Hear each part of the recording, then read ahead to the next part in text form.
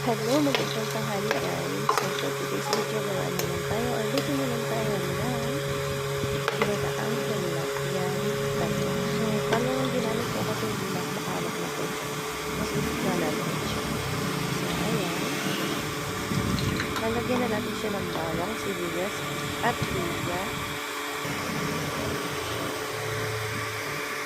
Paghaluin lang. So pagkatapos, lagyan natin ng paminta. Depende po sa dami ng paminta. Depende po sa inyo. And then, lagyan po natin ng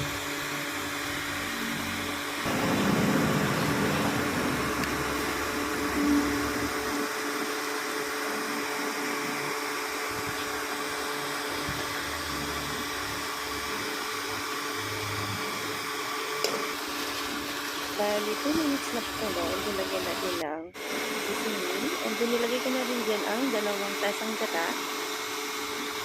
At nagpag-edit ako dyan. Nagtatak ko ng asin.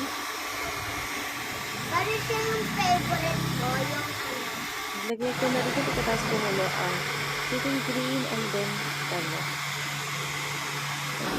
so, konting kulo lang, luto na.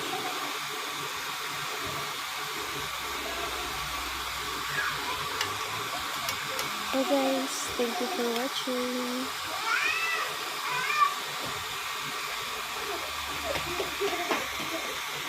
Bye-bye.